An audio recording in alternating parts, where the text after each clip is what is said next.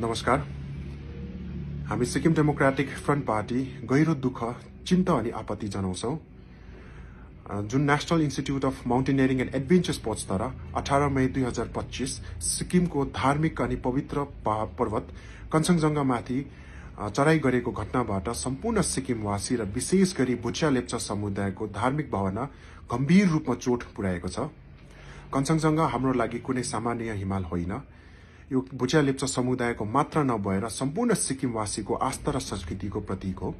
कञ्चनजङ्घा जसलाई सिक्किमको संरक्षक देवता मानिन्छ र प्रत्येक वर्ष मनाइने पाङलाब्सो पर्व यसको महत्व अझै स्पष्ट पार्दछ। 2001 सालमा एसडिएफ सरकारले रहँदा नै कञ्चनजङ्घामा कुनै पनि प्रकारको चढाई गर्नु पूर्ण रूपमा प्रतिबन्ध गराएको थियो भने यो निर्णय सिक्किमको धार्मिक पवित्रतालाई जोगाउनुको निम्ति गरेको थियो भने आजको दिनमा त्यो निर्णय अझै सान्दर्भिक अनि जरुरी देखिन्छ।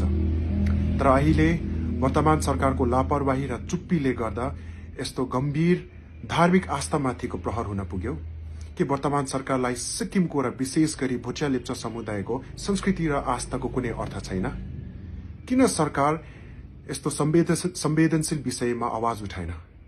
किन चुप्पचाप अपमान सह्यो?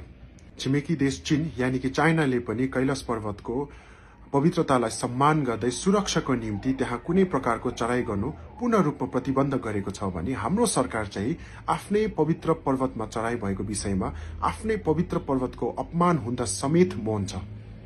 हामी सरकारसँग कडा प्रश्न गर्न चाहन्छौं। 2001 सालको कानून हुँदा कसले अनुमति दियो? कसरी यो चढाई सम्भव भयो र किन सरकारले यस विषयमा पहिला नै कारबाही गरेन? हामी सरकारसँग माग गर्दछौं, तुरन्तै यस विषयमा आधिकारिक रूपमा स्पष्टीकरण दिया जाओस्। केन्द्र सरकारसँग कूटनीति रूपमा कुरा गरिए जाओस्। जरुरत परे विरोध गर्नु परे पनि विरोध जताइदिया जाओस् र भविष्यमा यस्तो पवित्र स्थलमा चढाई गर्नु पूर्ण रूपमा बन्द गरिदिया जाओस्। सिक्किमको संस्कृति, धर्म र पहिचान कुनै पनि सरकारको मर्यादामा सीमित छैन। यो सम्पूर्ण जनताको आत्मा हो र यसलाई हानि पुर्याउने अधिकार कसैकोमा छैन। हाम्रो संस्कृति, आस्था अनि पहिचानमा प्रहार हामी सहने छैनौं।